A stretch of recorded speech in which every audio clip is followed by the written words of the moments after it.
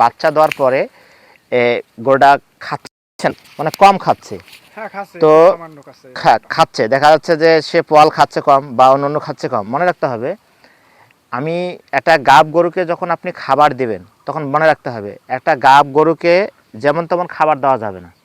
বলতে কি গাব গরু মানে বাচ্চা দেওয়ার পর গরুর কিন্তু পেটটা কি অ্যাবনর্মাল থাকে, স্বাভাবিক থাকে না। হ্যাঁ, তার পেটে বিভিন্ন গ্যাস থাকতে পারে, অ্যাসিডিটি থাকতে পারে, এই জন্য একটু হালকা খাবার দিতে হবে। মানে বাছুর দেওয়ার সাথে সাথে সেই দিনই কিন্তু আমাকে অনেক বেশি পরিমাণ খাবার দেওয়া যাবে না। দিলে হবে কি অনেক সময় গাড়ুটার কি ফুড পয়জনিং হতে পারে, পেট ফাটা হইতে পারে, বিভিন্ন রোগে আক্রমণ হতে পারে। হ্যাঁ, এই জন্য আমি ভালো কাজ করতে পারি সেটা কি জানেন, এই বাচ্চা দেওয়ার পরে এই গাভীকে বিভিন্ন কি রুমিনাল পাউডার আছে বা হজমিভেট, জাইমোভেট এই ধরনের বা হচ্ছে যে রুসিম্যাক্স, এই পাউডারগুলো আমি খাওয়াবো। হ্যাঁ, খাওয়ার পর আস্তে আস্তে আস্তে কি হালকা করে খাবার দিতে থাকবো, দিতে পর দেখা যায় 5-6 থেকে 7 দিনের মধ্যে আমি খাবারটা ভালো করে দেবো, যখন আমি দুধ বেশি করে নেওয়া শুরু করে দেবো এবং এটা করবো। এবং সেই সাথে আর একটা বিষয় আপনাকে লক্ষ্য রাখতে হবে যে গাভীটা দুর্বল আছে কিনা। অনেক সময় দেখা যায় বাচ্চা হওয়ার পরে গাভী দেখা যায় অনেক সময় যে দুর্বলতার কারণে দাঁত নড়ে, দেখা যায় অনেক গাভী চাবাইতে পারে না। দেখেন তো দাঁত নড়তেছে নাকি, গরুটার দাঁত মানে একটু দাঁত নড়ার দেখেন, দেখা যায় দাঁত, এই যে দাঁত ঘেরের ঘেস করে নড়ছে, এই গরু কিন্তু পানিও কম খাচ্ছে।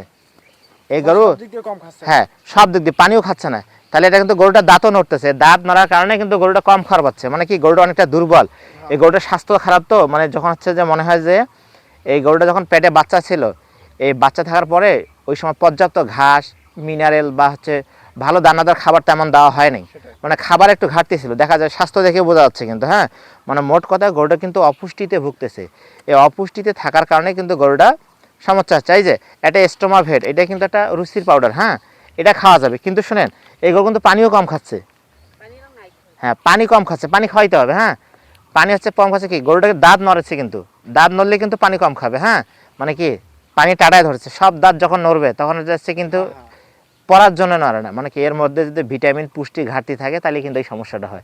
তাহলে এটা আপনি খাওয়াবেন, পাশাপাশি একটু ওই যে ফিটকিরি ডাইডোভেট যে ট্যাবলেটগুলো আছে গুঁড়া করে সরিষার তেল দিয়ে আপনি দাঁতে একটু মেখে দেবেন। হ্যাঁ, দিনে 2-3 বার করে মাখিয়ে দেন, তাহলে পানি খাওয়া শুরু করবে। একটু পুষ্টিকর খাবার দেন আস্তে আস্তে। হ্যাঁ, ঘাস পর্যাপ্ত খাওয়ান। এই যে চপিং করতেছেন আপনারা, এই যে আছে না, এই যে চপিং করতেছেন এগুলো, এই যে এগুলো চপিং, এই চপিংয়ের সাথে হচ্ছে কি এর সাথে খড় অ্যাড করে দেন। হ্যাঁ, মানে এগুলোর সাথে খড় এবং হচ্ছে খড় কাটিং করেন এবং হচ্ছে কি একসাথে করে যদি আপনি খাবারটা দেন তাহলে কিন্তু খাবারটা ভালো হবে। যখন আপনি এগুলা শুধু খাওয়াবেন তাহলে হবে কি জানেন, গরুটা পরবর্তীতে কিন্তু আর খড় খাইতে চাবে না।